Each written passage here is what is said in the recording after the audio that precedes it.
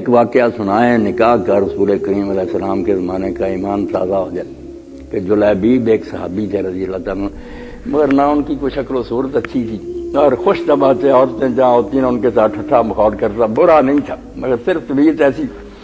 تو ایک صحابی نے اپنی بیوی سے کہا کہ اگر میں نے تیرے پاس اس کو دیکھا نا جلیبیب کو، میں تیرے ساتھ بہت برا سلوک کروں گا۔ تو نبی علیہ السلام نے ایک دن کہا اسی صحابی سے، ابو برزہ میں شادی کرنا چاہتا ہوں۔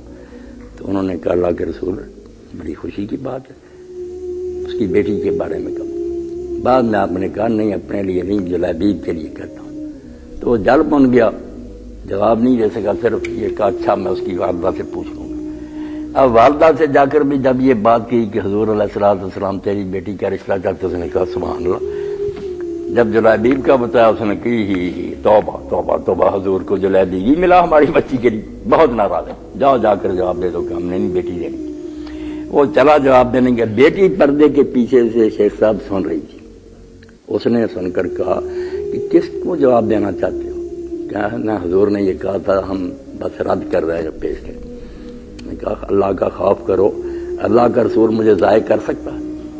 وہ ایسا رشتہ میرے لیے ڈھونڈ سکتا ہے جس میں میری بربادی ہو؟ خبردار کوئی جواب نہ دینا، جہاں حضور کرنا چاہتے ہیں وہ میرا کر۔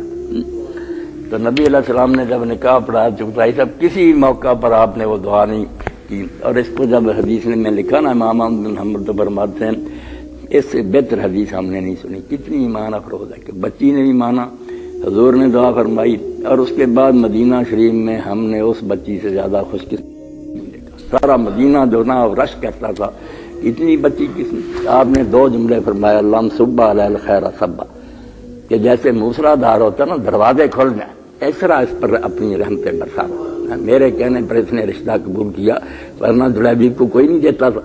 وہ اس جو نا بس موسلا دھار ولا تجلا شاہ کردہ، اور اس کی زندگی میں کبھی کوئی ناگواری یا تلخی نہ آئے، اس کو کبھی کوئی دکھ اور تکلیف نہ پہنچے۔ تو جلیبیب کا انجام پھر یہ ہوا کہ ایک غزوہ میں حضور کے ساتھ شریک ہوا جہاد میں۔ بعد میں آپ نے فرمایا کہ دیکھو کون کون نہیں مل رہا، کون شہید ہو گئے۔ تو پھر جلیبیب کے سرانے آپ گئے تو دیکھا کہ 7 کافروں کو قتل کرنے کے بعد وہ بھی شہید ہو گیا۔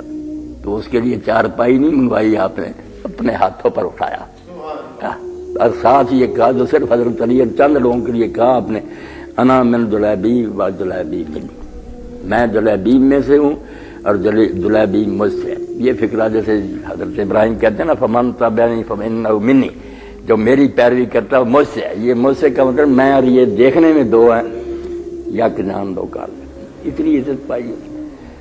تو جن لوگوں کے سامنے دین تھا نا، اس بچی نے یہی سوچ کر کہ حضور مجھے ضائع کر سکتے،